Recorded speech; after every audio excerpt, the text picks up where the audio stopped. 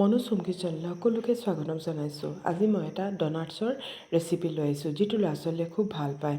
মই এতিয়া একাপ ময়দা লৈ লৈছোঁ আৰু পিচি লোৱা চেনি 1/4 কাপ লৈ লৈছোঁ, এচামুচ বেকিং পাউডাৰ, 1/4 চামুচ মই বেকিং ছ'ডা, এচুকুট নিমখ দিছোঁ, দি পেলাই এইখিনি মই ভালকৈ চালি লৈছোঁ। আৰু এতিয়া মই এইখিনি খুব ভালকৈ মিক্স কৰি ল'ম, যাতে বেকিং পাউডাৰ, বেকিং ছ'ডা, চেনি, নিমখ গোটেইখিনি মানে ভালকৈ মিক্স হৈ যায়। আৰু ইয়াত মই এতিয়া দৈ দিছোঁ, টেঙা দৈ লৈছোঁ, মই 3 চামুচ দিছোঁ। মই মানে ইয়াত কোনো ইষ্ট ব্যৱহাৰ কৰা নাই, এইটো আচলতে ইষ্ট দি বনায়, কিন্তু মই আজি বিনা ইষ্টৰে বনাইছোঁ। আৰু ইয়াত মই 2 চামুচ ৰিফাইন অইল লৈ লৈছোঁ। আপোনালোকে যদি ভাবে ইয়াত গৰু ঘিউ বা বাটাৰ দিব পাৰে, মই ৰিফাইন অইল লৈছোঁ। মই একেবাৰে ঘৰত থকা আমাৰ যি সামগ্ৰীৰে মানে বনাইছোঁ, যিটো আমাৰ সহজতে উপলব্ধ হয়। আৰু ইয়াত মই অলপকৈ গাখীৰ দি পেলাই বস্তুটো মানে গোটাই ল'ম। মই মানে কিন্তু নমঠো, মই গোটাইহে ল'ম, কাৰণ মঠিলে এইটো ইমান ভাল নহ'ব। আৰু চব আমি যেনে ৰুটি যেনেকৈ বনাম সেইটো নহয়, তাতকৈ আৰু মই একেবাৰে অলপ কোমলকৈহে মঠিছোঁ। আৰু এতিয়া এইখিনি মই অলপ ভালকৈ তেল দি পেলাই, আকৌ অলপ তেল দি পেলাই মই এইখিনি ভালকৈ মিক্স কৰি লৈছোঁ। লৈ পেলাই এইখিনি মই ঢাকি পেলাই এঘণ্টাৰ কাৰণে ৰেষ্টত থৈ দিম। এঘণ্টাৰ কাৰণে ৰাখিব, তেতিয়া চাব বস্তুটো খুব ধুনীয়াকৈ ফুলি যাবগৈ। আমাৰ এঘণ্টা হৈ গ'ল, চাওকচোন কিমান ধুনীয়াকৈ ফুলি গৈছে। আৰু চাওক, যেতিয়া মই কৰিছোঁ ভিতৰত চাওক ইমান ধুনীয়াকৈ ফুটা ফুটা হৈ গৈছে। এই টেক্সচাৰটোৱেই আমাৰ লাগে। এতিয়া মই হাতত অলপ তেল লৈ লৈছোঁ, লৈ পেলাই এইখিনি আকৌ অলপ ভালকৈ মিক্স কৰি লৈছোঁ, মানে নহ'লে হাতত লাগি যাব, সেইকাৰণে হাতত অলপ তেল লগাই ল'ব।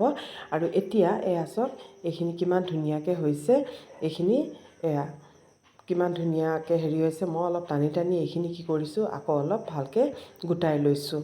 এই ধৰণে মই যেনেকৈ কৰিছোঁ এই ধৰণে গোটাই ল'ব। আৰু মই গোটাই ল'লোঁ।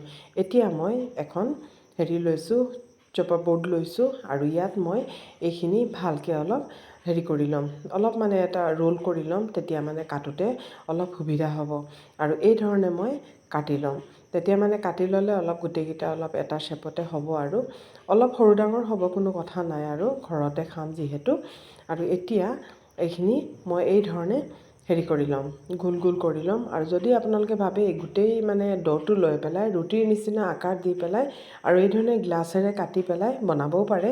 আৰু মই আৰু কি কৰিছোঁ, বটলৰ যদি ঢাকন থাকে বনাব পাৰে, মই এইটোৰে অলপ মাজত ফুটা কৰি লৈছোঁ। আৰু চাওক আমাৰ ডনাট শ্বেপটো হৈ গ'লগৈ। আৰু 1 কাপ দি 4টা ডনাট হৈ গ'ল, 4টা নহয় 5টা ডনাট হৈ গৈছেগৈ। আৰু প্ৰথমে মই তেলৰ অলপ টেম্পাৰেচাৰ চাই লৈছোঁ, তেলটো আমাৰ পাৰফেক্ট হয়। এতিয়া এইটো পেলাই দিম মই, আৰু এতিয়া মই ডনাটছকেইটা দি দিম। আৰু এতিয়া মই প্ৰথম 3টা দিছোঁ, আৰু সদায় অলপ মানে জেগাটো মানে বেছি থাকোঁতেহে দিব, কাৰণ ইমান থেপথেপাকৈ মানে নিদিব, নহ'লে মানে হৈ যাব, ডনাটছবোৰ ভালকৈ নুফুলিব। আৰু চাবচোন অলপ পিছত খুব ধুনীয়াকৈ ফুলি যাবগৈ।